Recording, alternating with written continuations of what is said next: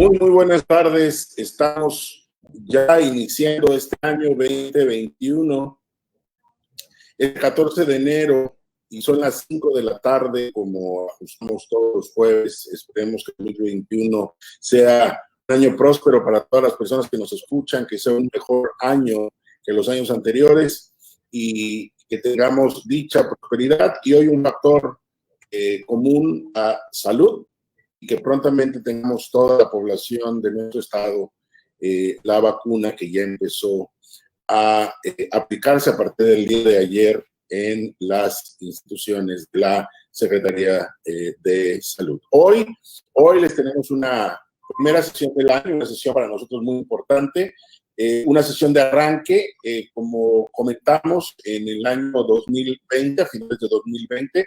Estas primeras 4 sesiones del año vamos a hablar sobre el dengue, y es importante para todos los profesionales de la salud que conozcan lo trascendente del dengue, pero tenemos que hablar desde el origen. Quien no conoce su historia está condenado a cometer los mismos errores, y tenemos que ir desde las bases, desde los fundamentos, desde el soporte, desde el programa. Y para mí, esta tarde de enero es un privilegio presentar a uno de los profesionales de salud que ha hecho brega en la Subsecretaría de Salud Pública, en los programas de enfermedades transmitidas por vector, un gran profesional de los servicios de salud, un gran estratega, y hoy es el que coordina las acciones que tienen que ver con dengue en el estado. Es para mí un orgullo presentar al doctor José Eduardo Lázaro Gil, quien va a ser el encargado de abrir las sesiones 2021 de nuestro programa digital de capacitación de dirección de calidad y educación en salud. En nombre de la doctora Silvia Guillermina Roldán Fernández, secretaria de Salud, en nombre del doctor Manuel Adalberto Pérez Lanza, el subsecretario de los Servicios de Salud, donde depende esta dirección de calidad y educación, les damos a todos y a cada uno de ustedes la más cordial bienvenida, y hoy vamos a hablar de control y prevención del dengue. Y como ya les decía, tenemos al doctor José Eduardo Lázaro Gil, que es para mí verdaderamente un honor y un orgullo tenerlo en esta dirección, que sea él el que abra las acciones de capacitación digital de este 2021. Mi querido doctor José Eduardo, un gusto saludarte como desde el momento que hoy entraste a mi oficina. Un placer tenerte en la Dirección de Calidad y Educación en Salud. Conozco tu trabajo, conozco tu esfuerzo, conozco tu compromiso, y eres de los profesionales de salud que es un orgullo colaborar contigo, trabajar contigo y ser parte de este esfuerzo que hace la Secretaría de Salud del Gobierno del Estado de Tabasco. Bienvenido, y estamos en tus manos. Vamos a hablar de dengue, amigo. Vamos a hablar de dengue. Bienvenido. ¿Cómo no? Muchas gracias. Muchas gracias por la presentación, No sé si merecía, pero muchas gracias, muy amable. Bueno, muy buenas tardes. Empezaremos hablando del dengue, esta enfermedad, ¿verdad?, que en los últimos 10 años ha cobrado una importancia tremenda. Es actualmente la enfermedad transmitida por los mosquitos más importantes del país y del mundo. Aquí en Tabasco la tenemos en forma endémica, es decir, que se presentan casos continuamente desde el año de 1980 aproximadamente, cuando se presentaron los primeros casos en México, y de ahí se extendió a todo el país. Esa es una enfermedad causada por un virus. En este caso, son 4 serotipos de dengue virus causantes de esta enfermedad y transmitida por un mosquito del género Aedes, muy frecuentemente en nuestro estado, muy frecuentemente en nuestras casas, preferentemente el Aedes aegypti. Esta enfermedad anteriormente se considera nada más como de 2 formas, es decir, benigna y hemorrágica. Era un dengue clásico y un dengue hemorrágico, ¿no? Con el paso de los tiempos y con el estudio que se ha hecho de esta enfermedad, vemos que tiene un amplio espectro clínico, que va desde infecciones inadvertidas o asintomáticas hasta cuadros graves que incluso pueden llegar a la muerte. Esta enfermedad es muy característica de los climas tropicales y subtropicales, como tenemos aquí en Tabasco, y se presenta en todas las partes del mundo donde tengan estas características del clima. Lógicamente, para que una enfermedad se presente, y en este caso el dengue, necesitamos unos factores primarios o una cadena epidemiológica primaria consistente en la circulación del virus, ¿sí? La presencia del vector transmisor y una población humana susceptible de padecer la enfermedad. Nosotros tenemos el mosquito transmisor. Este mosquito por lo regular nace sano sin tener el dengue en su interior. Sin embargo, como no sabemos en realidad cuándo se va a presentar el dengue por los movimientos migratorios, por la vulnerabilidad del Estado, por toda la gente que pasa aquí por Tabasco, ¿verdad? No sabemos en qué momento una persona de estas viene con el virus en su interior, aunque no manifieste ningún síntoma, lo pica un mosquito que tenemos en abundancia aquí, y con eso tenemos para que se establezca la transmisión de la enfermedad. La transmisión de la enfermedad no se establece de inmediato, tiene que pasar cierto tiempo, un periodo de incubación que va aproximadamente de 7 a 14 días, es decir, el tiempo en que le pica el mosquito infectado a una persona sana y se desarrollan los primeros síntomas, hasta el periodo de incubación, y posteriormente, cuando ya se presenta la enfermedad, que puede ser de diferentes maneras, no hay que confiarse en la sintomatología que presente, siempre hay que poner mucha atención ante un cuadro probable de dengue. Esta enfermedad puede durar de 5 a 7 días. Bien, como les comentaba yo, sabemos que actualmente para el virus del dengue no hay un tratamiento específico.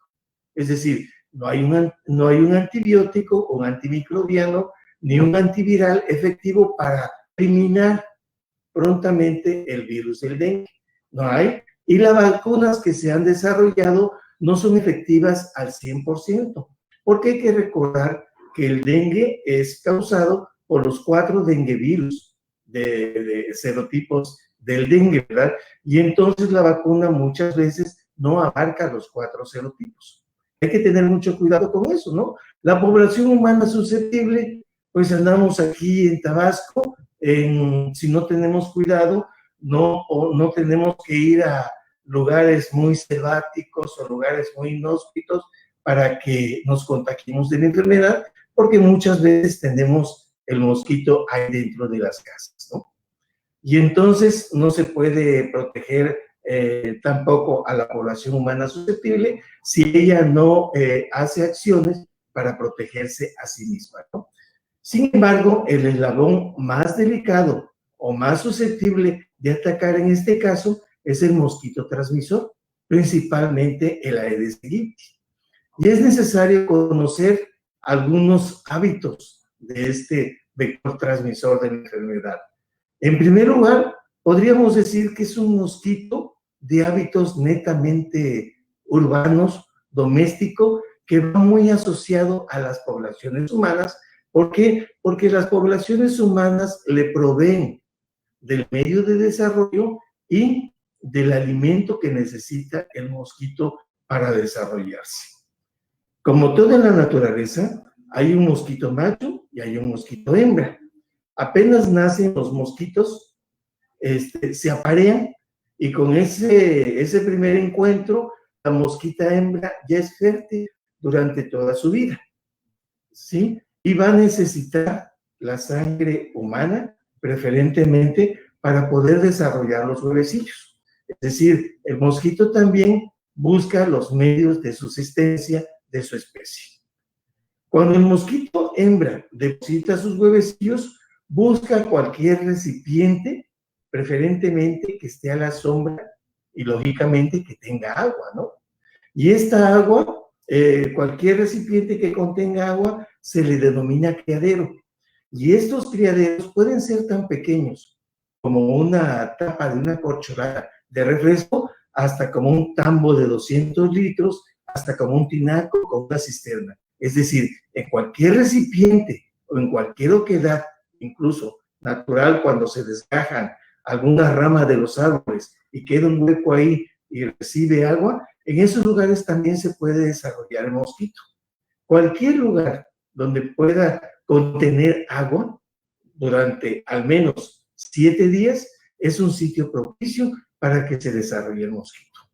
Entonces el mosquito hembra pone sus huevecillos en el borde de esos recipientes. Si el mosquito encuentra, si los huevecillos encuentran humedad y condiciones propicias para reproducirse, pasan a la siguiente etapa, que es una etapa larvaria. Si no encuentran condiciones propicias para su reproducción, o digamos que el morador de la casa tire el agua y ese recipiente ya no contiene agua, el huevecillo del mosquito entra en una fase de latencia que se llama pausa. En condiciones de laboratorio se ha llegado a observar que hasta 1 año y 6 meses puede permanecer el huevecillo de la Aedes aegypti en ese estado, y posteriormente, si se pone en contacto con el agua, el huevecillo continúa su desarrollo que tiene que pasar, ¿verdad? Bien, después del huevecillo pasa una etapa de larva. Esta etapa de larva consta de 4 estadios que se refieren al tamaño principalmente de la larva. En esta etapa, la larva del mosquito tiene mucha hambre y empieza a comer todos los desechos orgánicos que encuentre dentro de las aguas, ¿verdad? Posteriormente a esta etapa, cuando llega a su 4ª fase, pasa a una fase que se llama pupa. En este caso, la pupa es como un pequeño camaroncito. La larva se encapsula, ya no se alimenta. Ahí espera hasta que se desarrolle el mosquito adulto en su interior. Posteriormente de cierto tiempo, la pupa abre y sale el mosquito adulto y empieza la vida del mosquito adulto alado, como lo conocemos o lo conoce la mayoría de la gente, ¿verdad? La mayor parte de la gente. Cuando está en una fase larvaria, la gente muchas veces lo ve. Sin embargo, no le toma importancia porque lo considera animalitos del agua y le da nombres característicos como zambullidores, como cortatripas, como desarmadores, en fin, cualquier nombre le dan a esos animalitos sin imaginar que esos animalitos, cuando lleguen a completar su fase, van a ser transmisores potenciales de dengue. El mosquito, en su ciclo biológico, resumiendo, pasa por huevecillos, pasa por larva, pasa por pupa y pasa por el mosquito adulto.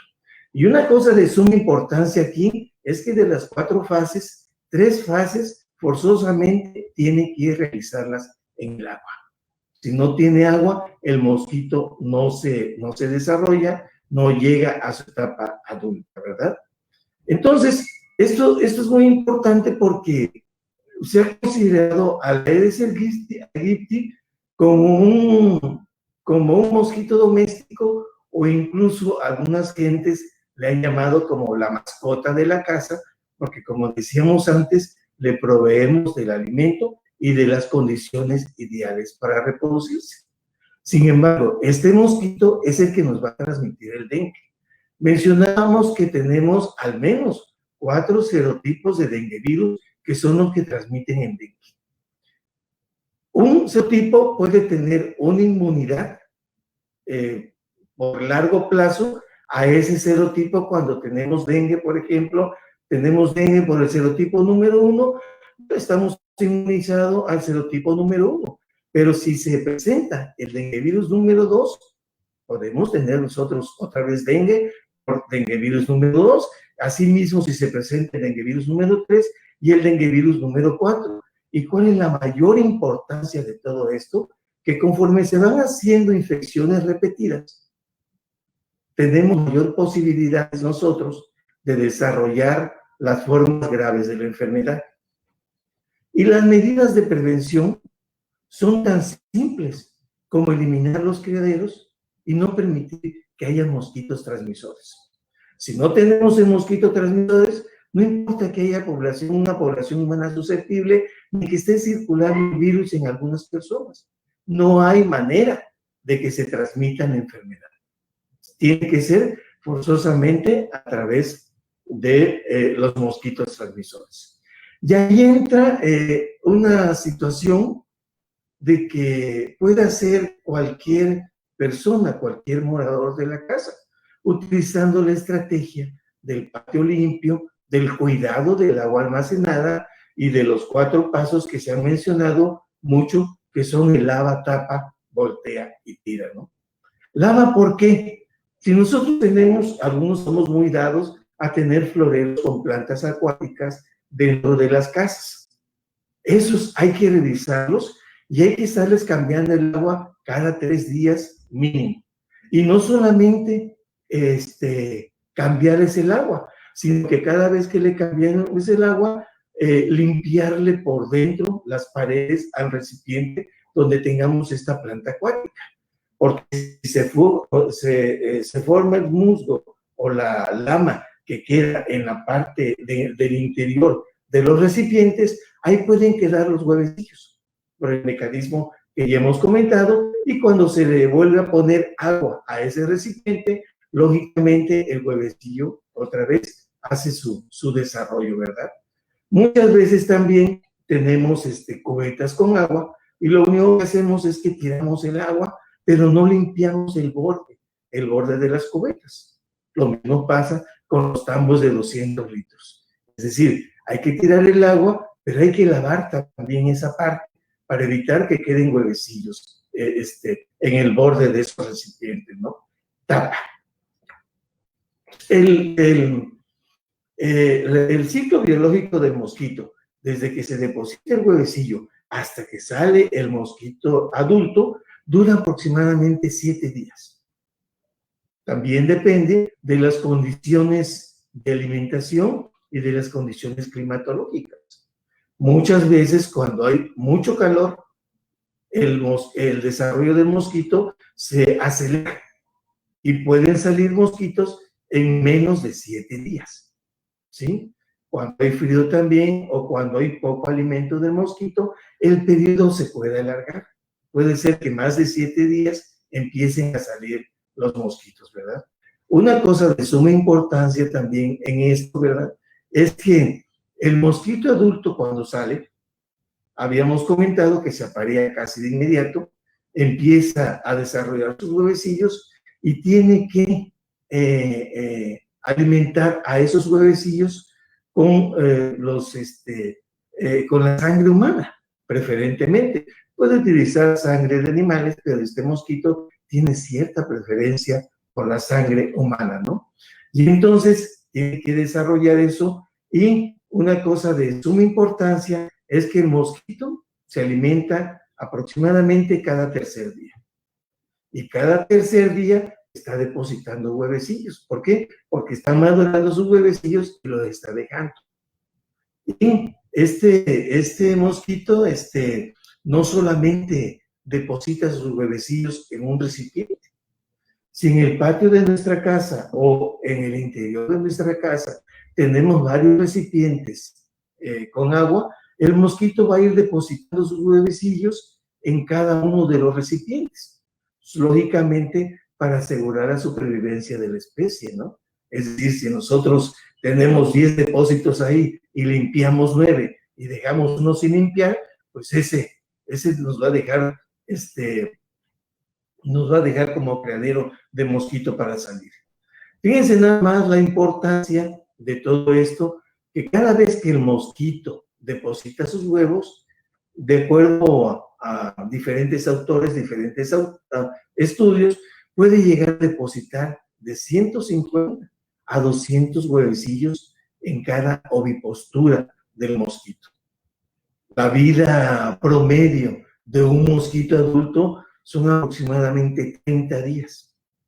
Si nosotros hacemos un cálculo que cada 3er día va a estar depositando este mosquito 100 o 200 huevecillos, ya se imaginarán ustedes la gran cantidad de mosquitos que pueden salir y que están saliendo de nuestras casas. No necesitamos ir a ningún lado, sino que dentro de nuestras propias casas tenemos los criaderos. Y este mosquito, ha de seguirte, una de sus características también es que no necesita grandes cantidades de mosquitos para provocar una epidemia cuando esté infectado.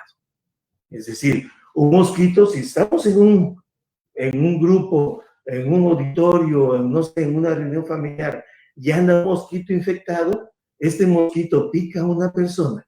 Si no se llena completamente, si no se alimenta, si no se sacía totalmente, va a picar a otra persona.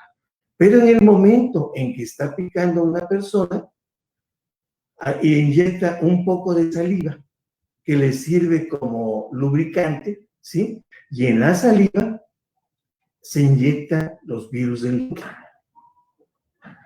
El mosquito, al picar a una persona enferma, ingiere los virus del dengue. No inmediatamente puede transmitirlo.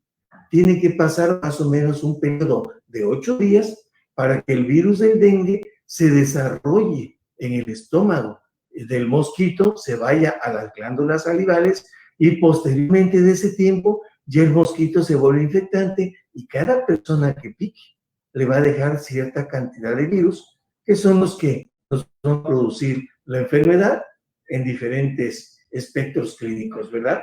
Bien, otro aspecto de la prevención que podemos hacer nosotros, hablamos de lava, ahora vamos a hablar de tapa. Si nosotros tenemos un recipiente por necesidad que tenemos que acumular agua y tenemos un tambo de 200 litros, ese tambo de 200 litros únicamente con lo que le pongamos nosotros una tapa, evitamos que el mosquito deposite sus huevecillos ahí y tengamos nuestra agua limpia y de mejor calidad. Y así en cualquier recipiente que no vayamos a utilizar por algunos días. Voltea. También el aspecto de que utilizamos cubetas para acarrear agua, para llevar agua a otras partes, ¿verdad? Si nosotros tenemos una cubeta con agua, significa que esa agua la vamos a estar utilizando constantemente, ¿no? Si una cubeta permanece con agua, no sé, 2, 3, 4 días, lógicamente esa agua no nos es muy útil, ¿no? Entonces, o si queda un remanente de agua ahí, lo más importante es voltear ese recipiente, lavarlo, ¿verdad? Lavarlo, frotarle las paredes y posteriormente voltearlo para que nos sirva como recipiente para los huevecillos de los mosquitos. Fíjense ustedes que como criaderos de mosquitos, muchas veces comen las papitas estas fritas, ¿verdad? Viene la bolsa con un interior de aluminio, se terminan las papitas, se abre la bolsa, se tira en cualquier lado la bolsa, esa bolsa forma una oquedad. En Tabasco, pues ven ustedes que llueve mucho, hay mucha humedad, hay mucho rocío que le llamamos acá, ¿verdad? En esa oquedad queda un poquito de agua y ese poquito de agua es suficiente para que el mosquito se reproduzca. Por eso es muy importante que todos los recipientes que tengan alguna oquedad deben ser volteados si no los estamos utilizando, o en determinado momento algunas latas de refresco, ¿verdad? Aplastarlas para que no sean almacenadores de agua y se conviertan en criaderos de mosquitos. Hemos visto, se lava, tapa, voltea y tira. Somos también muy dados a guardar cosas que de momento no nos sirven porque pensamos que en determinado momento, en el futuro, nos puede llegar a servir un recipiente que ya prácticamente no tiene uso, ¿no? Entonces, ¿dónde guardamos esos recipientes? Pues por lo regular en el patio. Son recipientes que quedan, que ya están rotos, que están incompletos, pero como dije antes, siguen guardando una oquedad que en época de lluvia preferentemente, ¿verdad?, pueden llegar a acumular agua y ser criaderos de mosquitos. Lógicamente, todos estos recipientes, sobre todo si son de metales, se denominan cacharros. Y hay campañas de descacharización que se hacen más o menos frecuentemente, ¿verdad? En todas partes de Tabasco, ¿verdad? Para que puedan eliminar esos recipientes inservibles y no los guarden porque representa un peligro para nosotros mismos, ¿sí? El control del dengue depende mucho de la población. La Secretaría de Salud de Tabasco tiene un programa permanente de dengue desde hace muchos años, donde se encarga constantemente de estar monitoreando las densidades de dengue, de los mosquitos transmisores del dengue, para poder hacer acciones y evitar que se nos presenten brotes o epidemias de dengue, ¿verdad? Eso es muy importante, pero lo más importante es la participación que tenga la ciudadanía en el autocuidado de su salud, en el que nos ayude evitando tener todas estas situaciones de criaderos dentro de sus casas. Hay que acordarse que últimamente hemos tenido otras enfermedades en el estado de Tabasco, como por ejemplo el Zika o el chikungunya. Y una de las cosas importantes de estos dos padecimientos es que es transmitido también por el mismo mosquito, el Aedes aegypti principalmente, ¿no? Entonces, si nosotros evitamos tener estos mosquitos con medidas muy prácticas que podemos realizar cada uno dentro de las casas, vamos a evitar el vector transmisor y vamos a evitar la enfermedad. Porque no hay manera de estas enfermedades que se transmitan si no es a través de estos mosquitos, específicamente los Aedes aegypti. Porque tenemos otros mosquitos en el estado de Tabasco, pero los transmisores de esta enfermedad es el Aedes aegypti principalmente.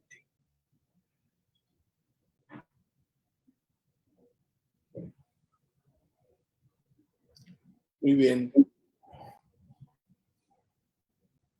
Pues, amigo, no sé si en ese sentido alguna recomendación a la población con respecto a esa estrategia, lava, tapa, voltea y tira, ¿qué es lo más común que encontramos en la población en esta estrategia? ¿Qué es lo que más la población tendría que tener cuidado? Bien, lo más frecuente que hemos encontrado, como comentábamos, eran los tambos de 200 litros y las cubetas. Y muchas veces algunos tinacos están sin tapa, porque se los lleva el viento, se rompe, en fin, ¿no? Entonces, ahí es muy importante que todos esos recipientes sean tapados. Muy, muy importante. Otra cosa que hemos encontrado muy frecuentemente, porque te diré que tenemos en las 17 jurisdicciones sanitarias, en los 17 municipios, tenemos brigadistas que están recorriendo las áreas de mayor problema, dándole indicaciones a las personas y aplicando a veces ciertos productos para la eliminación de estas larvas, ¿no? Pero una de las cosas que hemos encontrado frecuentemente son las llantas. Y son llantas a veces que, pues en realidad ya son inservibles, están completamente lisas, está difícil que la podamos utilizar en un vehículo, ¿verdad? Pero ahí la tenemos guardada. Desde hace tiempo, cada jurisdicción sanitaria realiza un sitio de recolección de las llantas e informa a la población dónde puede llevar a las llantas para deshacerse de ellas. Posteriormente, el municipio, la jurisdicción sanitaria, lo lleva a un sitio de eliminación donde ya no produce ningún problema, ¿verdad? Pero todos esos aspectos básicos, como por ejemplo de lavar nuestros recipientes, de tapar nuestros probables criaderos, ¿verdad? De no tirar los recipientes que puedan ser criaderos al aire libre, ¿verdad? De mantener nuestro patio limpio, ordenadito, sin cacharros y sin objetos, pues, que no tengan ninguna utilidad para nosotros y que, sin embargo, puedan servir de criaderos y de ahí infectarnos a través de los mosquitos dentro de nuestras casas, pues es importante, ¿no? Cada uno de la población debe de apoyarnos haciendo la estrategia de lava, tapa, voltea y tira de sus recipientes, ¿no? De acuerdo a cómo aplique, de acuerdo a los recipientes que tenga en su casa. Hay que recordar que, como habíamos comentado, cada uno de nosotros, si es que no hemos pasado ya, ¿verdad?, podríamos sufrir hasta 4 veces dengue. Y con las infecciones repetidas se incrementa el riesgo de presentar las complicaciones de la enfermedad. Muy bien, en tu experiencia, amigo, ¿qué pasa cuando una persona tiene sintomatología de dengue? ¿Qué es la primera recomendación que haríamos para la atención? ¿A dónde tendría que acudir de manera inicial? Bien, bueno, eso sí, de acuerdo, es un aspecto muy importante, ¿no? Decíamos, comentábamos que el dengue es endémico en Tabasco. Tenemos muchos mosquitos, no los podemos eliminar, tenemos que seguir trabajando en eso para tratar de que cada uno ponga su granito de arena, ¿verdad? Para que no haya tantos mosquitos, porque es un mosquito de hábitos netamente domésticos, ¿no? Entonces, como es muy frecuente la enfermedad aquí en Tabasco, y el síntoma cardinal de esta enfermedad es la fiebre, el dolor de huesos y ocasionalmente manchitas en la piel, cuando apenas tengamos esta sintomatología, hay que acudir de inmediato a la unidad de salud más próxima. Sabemos nosotros que en todas las enfermedades prácticamente, mientras más prontamente se les atiende, más posibilidades de un éxito temprano hay en el tratamiento de esa persona, ¿no? Entonces, muchas veces tenemos un poquito de problema para acudir a la unidad de salud más cercana, pero esto es muy importante, porque no podemos quedarnos en la casa y no podemos estarnos automedicando. Muchas veces, como el síntoma cardinal es fiebre y dolor de huesos, tomamos un medicamento que tiene un compuesto que se llama ácido acetilsalicílico. El dengue, en sus manifestaciones clínicas, en los trastornos que produce dentro de nuestro organismo, produce trastornos en la coagulación. Y este medicamento acetilsalicílico, si la persona es muy susceptible o tiene problema de dengue, puede acrecentar ese problema de coagulación y presentarse los fenómenos hemorrágicos que muchas veces se manifiestan por sangrado en la nariz, por sangrado en las encías, por moretones en la piel, en fin.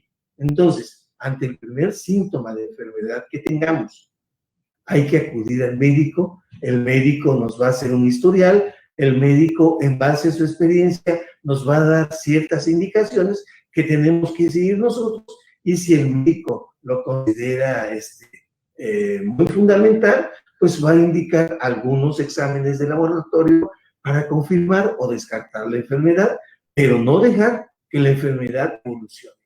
Porque si dejamos que la enfermedad evolucione, podemos tener complicaciones muy graves. Y creo que la parte importante en ese sentido radica en la prevención, y si nosotros somos de alguna manera una fuente que podemos colaborar con nuestra población para cuidar nuestros depósitos de agua, lavar, tapar, voltear y tirar, como bien dijiste, dentro del proceso.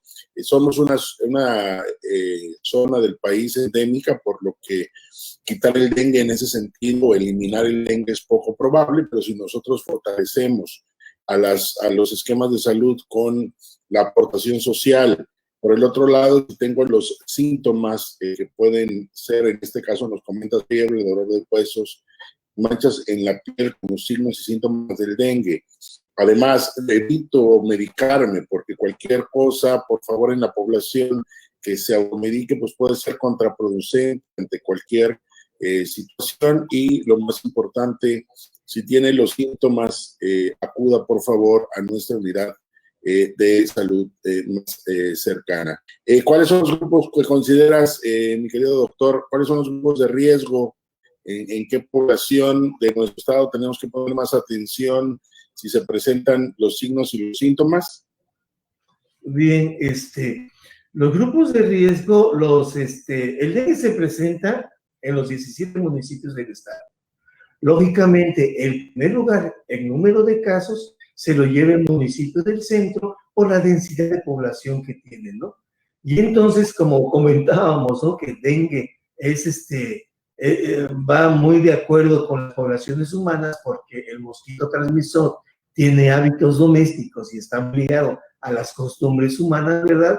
Mientras más concentración de población haya, mayor riesgo de transmisión del dengue va a haber, ¿no? Los municipios, les digo, digamos, que presentan mayor número de casos son el centro, Cárdenas, Comalcalco, y de ahí nos bajamos a todos los demás municipios, pero todos los municipios al menos presentan 1 o 2 casos de dengue durante todo el año. Una cosa muy importante también es que hablábamos de los serotipos. Y de los serotipos de dengue, estos serotipos, como todos los virus que hay en la naturaleza, tienden a mutar. Entonces, muchas veces la enfermedad se presenta en forma más agresiva porque el virus mutó y es más agresivo en su sintomatología clínica, ¿no?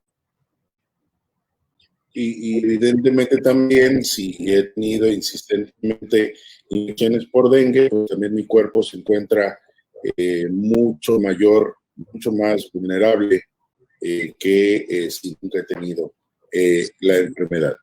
Eso. Y perdón que esta enfermedad no tiene predilección por ningún grupo de edad ni de sexo. Igual le da a un niño de 1 mes si no está bien protegido con su pabellón y todo, que a una persona mayor de 60, de 70 años de edad, ¿no? Lógicamente, una cosa también de suma importancia, como ocurre en muchas otras enfermedades, que si la persona tiene una enfermedad crónica, el riesgo de complicaciones es mucho mayor. Es mucho mayor. La enfermedad le da tanto a los hombres como a las mujeres. En los últimos tiempos, el sexo femenino se ha incrementado un poquito más sobre el sexo masculino. Se menciona que a lo mejor, como las señoras están más tiempo en la casa, tienen más contacto con los mosquitos que andan ahí en alrededor de las casas o en el patio de las casas, ¿no? Tienen mayor riesgo, ¿no? Nosotros comentábamos con la estrategia de patio limpio, cuidado del agua, lava, tapa, voltea y tira, ¿no? Pero todo lo que hagamos para protegernos del dengue, para protegernos de los mosquitos, va a redituar en nuestro beneficio propio, ¿no? No podemos esperar que venga algún organismo a hacernos medidas preventivas, sino que tenemos que hacer nosotros nuestras propias medidas preventivas para evitar que nos enfermemos, porque al fin y al cabo, el que va a sufrir la enfermedad va a ser la propia persona, ¿no? Y dentro de esas medidas también está, en Tabasco hace mucho calor, tenemos que abrir puertas y ventanas para que circule el aire, ¿no? Pero una cosa muy importante es que se ha perdido la costumbre de ponerle milñaques, que le llamamos, o telas de alambre a las puertas y ventanas. Si nosotros hacemos esa medida, pues podemos dejar abiertas las puertas y ventanas, y con el milñaque, lógicamente ya no pasa el mosquito, nos refrescamos y no pasa nada, ¿no? Lógicamente también a las personas de mayor edad o con una enfermedad crónica que esté asociada, o a los menores de edad, a los bebés, pues hay que tratar de protegerlos con un pabellón, ¿no? Evitar en lo posible el contacto con el mosquito, porque como dije anteriormente, no sabemos, el mosquito nace sano, pero no sabemos si esos mosquitos que tenemos ya están infectados y nos van a producir la enfermedad. Y es mejor protegerse por todos los medios para evitar esto, ¿no? Muchas veces pensamos que los insecticidas nos van a solucionar todos los problemas.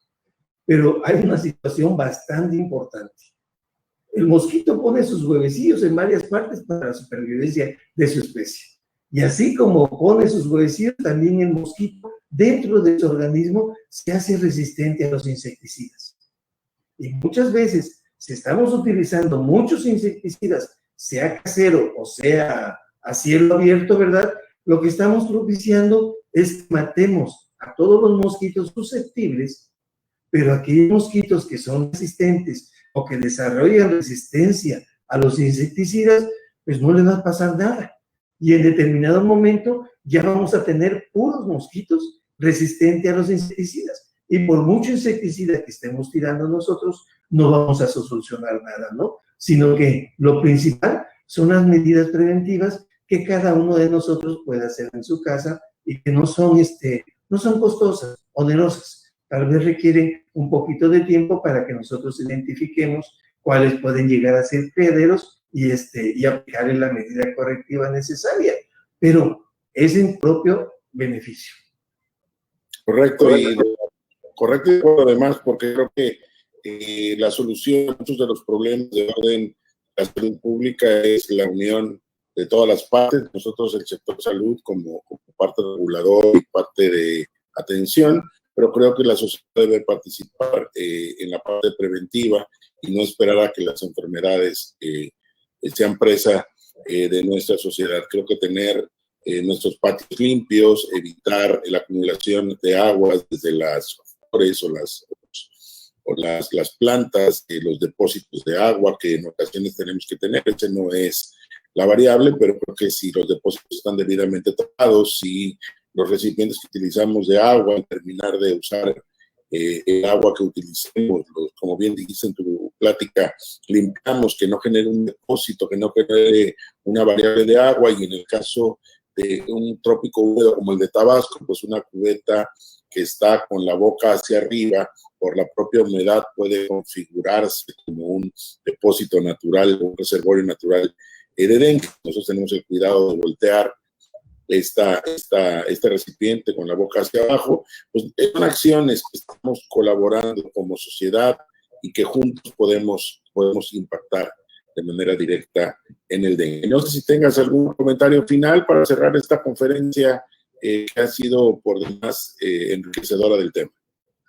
Sí, como mencioné al principio, la Secretaría de Salud tiene un programa de prevención y control del dengue en el cual tiene personal en las 17 jurisdicciones sanitarias o los 17 municipios, pues, y alguna persona que tenga dudas sobre el tema o quiera una orientación sobre cómo eliminar sus criaderos, ¿verdad? A lo mejor tienen unos charcos ahí que no pueden eliminar. Hay el personal de vectores que está adscrito a cada municipio, le puede dar indicaciones. Entonces es necesario que ellos se acerquen por si tienen alguna duda, alguna inquietud o en determinado momento mayor ampliación del tema y cómo se presenta la enfermedad dentro de su municipio o su localidad. Yo agradezco la oportunidad de haber podido platicar brevemente sobre este padecimiento que es bastante serio. Sí, es una problemática que año con año, en los meses iniciales del año es muy notorio. Es importante el trabajo que se hace dentro de la Secretaría de Salud, pero sí considero que como población tenemos que aportar.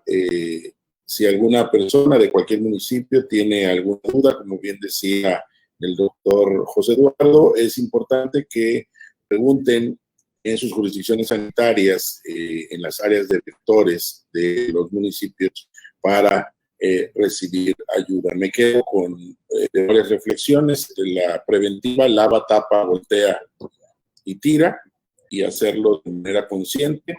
Me quedo con, ante las señales de fiebre, dolor de huesos y manchas en la piel, que son signos y síntomas del dengue, por favor, acudir a su unidad de salud más cercana.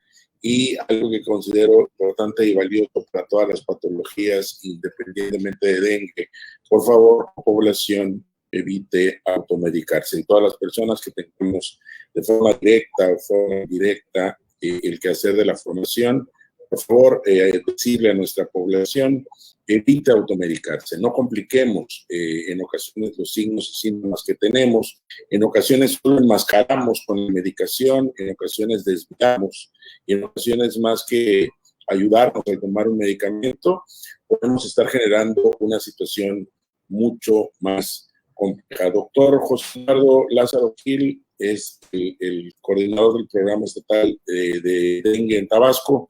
Yo te agradezco mucho tu tiempo, yo te agradezco mucho tu presencia y agradeciendo al subsecretario que te haya permitido estar con nosotros y al señor director, nuestro amigo el doctor Pech, agradeciendo siempre su disposición, su tiempo y gracias al programa estatal de dengue por estar abriendo las sesiones digitales de nuestra capacitación y muchísimas gracias por tu tiempo y por tu espacio. Muchas gracias. Muchas gracias.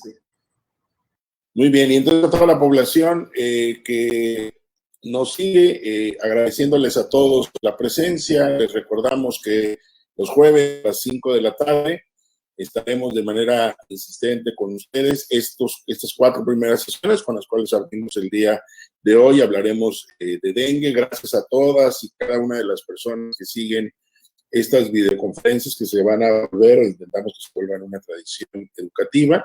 Gracias a nuestros técnicos internos de pregrado, de la Secretaría de Salud, gracias a los servicios sociales.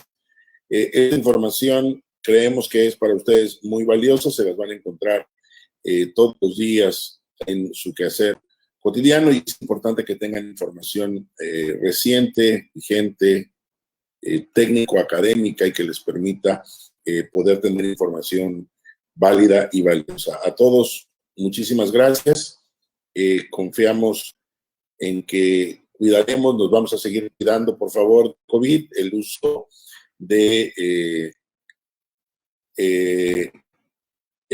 de nuestros cubrebocas, por favor, evitar las situaciones de aglomeración, evitar compartir alimentos, por favor. Estamos en una fase inicial del proceso de vacunación que mucho va a ayudarnos como población, pero aún la verdadera solución, las otras balas de plata que me enseñaron, siguen estando ahora del lado de la población. Juntos podemos encontrar la respuesta a esta variable y confío en que como sociedad lo hagamos pronto. Por hoy ha sido un placer estar con ustedes esta tarde y nos vemos pronto. Buenas tardes.